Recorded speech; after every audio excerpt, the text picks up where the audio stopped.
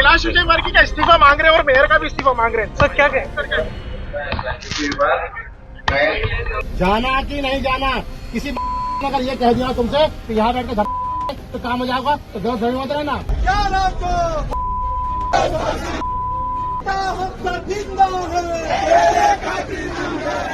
दोस्तों, भारतीय जनता पार्टी सैनिकों को लेकर के क्या कुछ डींगे हाँकती रहती है और धरातल पर आते ही किस तरीके से सच्चाई सामने आती है, आज मैं आपको बतलाऊंगा। ये वीडियो जरा देखिए। इस वीडियो में जो सैनिक को सड़क पर लेटाकर जो लात जूते दौड़ा दौड़ा करके जो मारे गए हैं, ये मारने वाला शख्स कोई और नहीं बल्कि भारतीय जनता पार्टी से जुड़ा हुआ कोई नेता है। उस पर बात करेंगे। साथ ही साथ आज बातचीत करेंगे कि अंकिता भंडारी मामले को लेकर के किस तरीके से धामी साहब जाकर के पीड़ित परिवार से मुलाकात किया गया है और क्या कुछ आश्वासन दिया गया है, परिवार की तरफ से क्या क्या जो है मांग की गई, उस पर भी बातचीत करेंगे। साथ ही साथ आज बातचीत करेंगे कि किस तरीके से झुग्गी झोपड़ी में रहने वाले लोगों को खाली कराने के लिए जब यूपी की पुलिस को भेजा जाता है तो सीओ साहब गाली के शब्दों से बातचीत करते हैं। वो वीडियो भी वायरल हो चुकी है। उस संस्कार को लेकर के भी आज हम बातचीत करेंगे। तो चलिए खबर में स्टार्ट करते हैं। दोस्तों, सबसे पहले यह खबर निकल कर आई। यह खबर देखिए, बताया जा रहा है कि एक फौजी को जो है सड़क पर दौड़ा दौड़ा करके गिरा गिरा करके मारा जा रहा है और जो लात लात से मारा जा रहा है, मारने वाला कोई और नहीं बल्कि भारतीय जनता पार्टी का नेता बताया जा रहा है। और मैं आपको बता दूं कि इस खबर को डालते वक्त, इस वीडियो को शेयर करते हुए जो लिखा गया मैं आपके सामने रख देता हूं।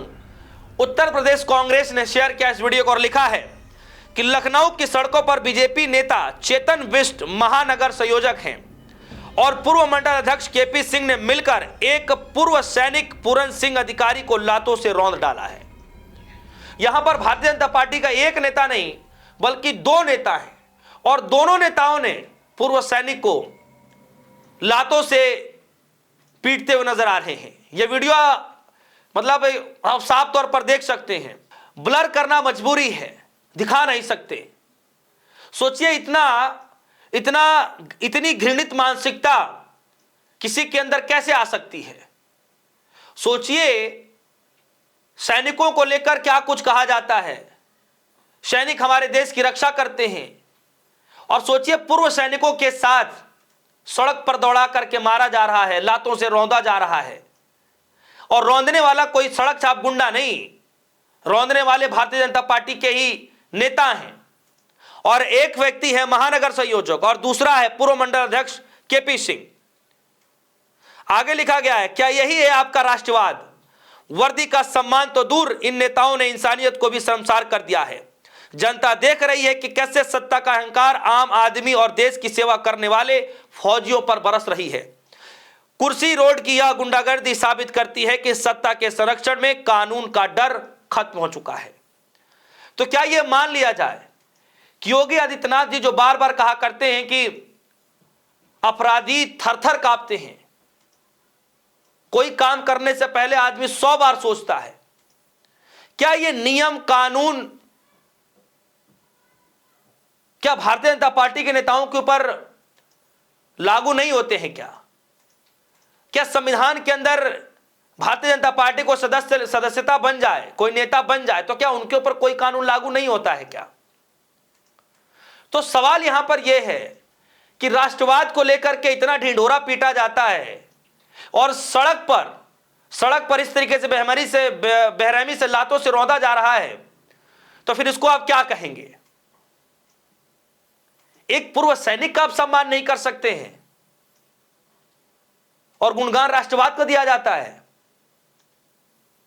इसीलिए मैं कह रहा हूं कि क्या इनके लिए कानून अलग से है क्या इनके खिलाफ भी कोई कार्रवाई होगी क्या?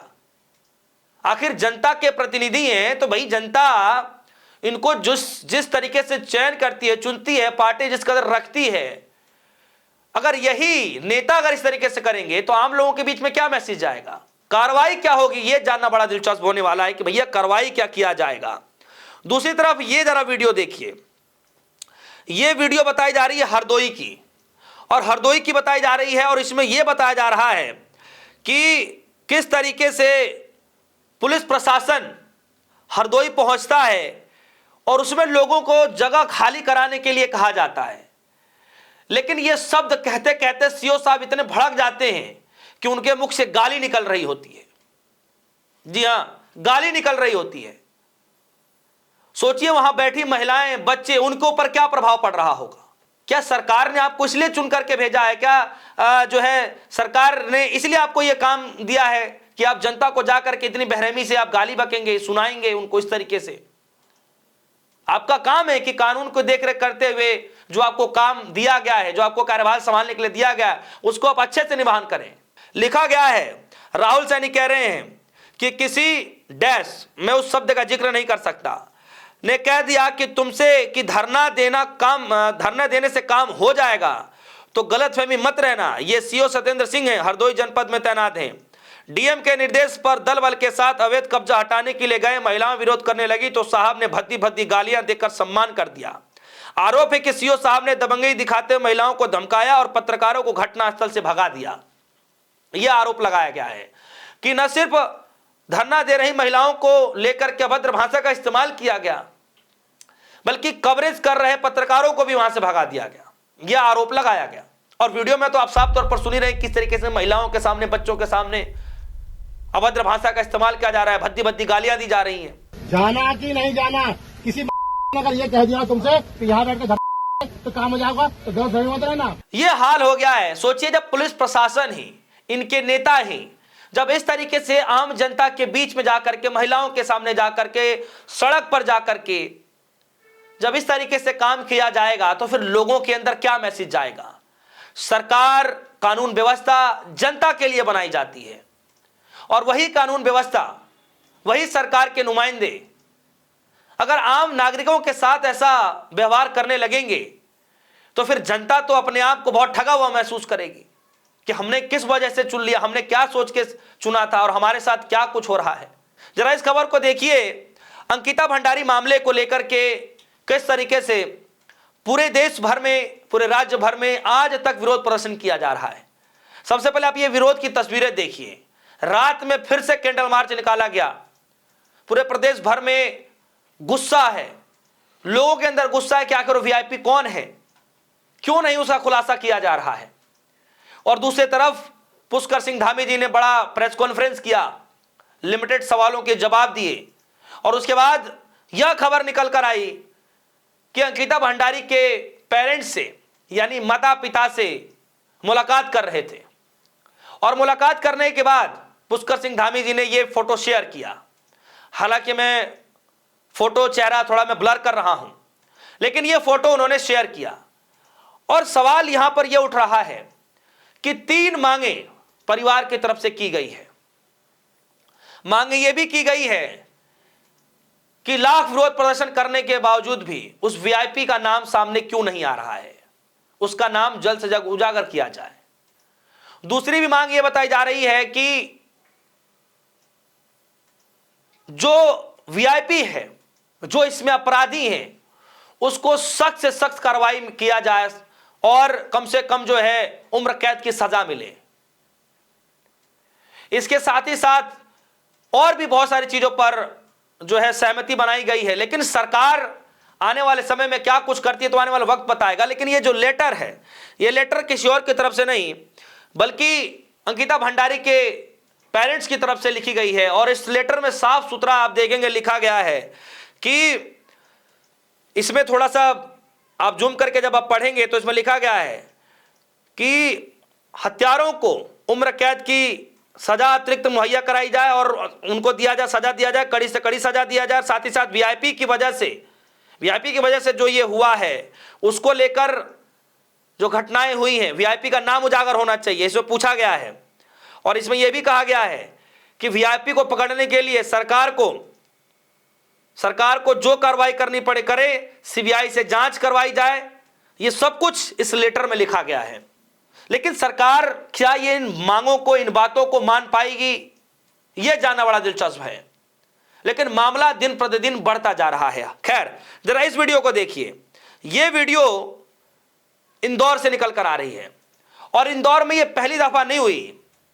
याद करिएगा जब कैलाश विजयवर्गीय साहब से जब पत्रकार, एनडीटीवी के पत्रकार ने सवाल पूछ लिया तो उन्होंने घंटा शब्द का जिक्र किया और उस घंटे शब्द का जिक्र किया, पत्रकार से कहा सुनी हो गई, तू में हो गया, जिसको लेकर कैलाश विजयवर्गीय साहब की आज तक फजियत हो रही है। लगातार वहां पर विरोध प्रदर्शन चल रहा है कि आपको माफी मांगने पड़ेगा, आपको अपने पद से इस्तीफा देना पड़ेगा। ना आपको पत्रकारों से पूछे गए सवालों का जवाब देने आता है और ना ही आप अपना काम सही से कर पाते हैं, क्योंकि गंदा पानी लोगों को आज तक मिल रहा है और वो जब सवाल पूछा जाता है तो जवाबों से बचकर निकलते हैं।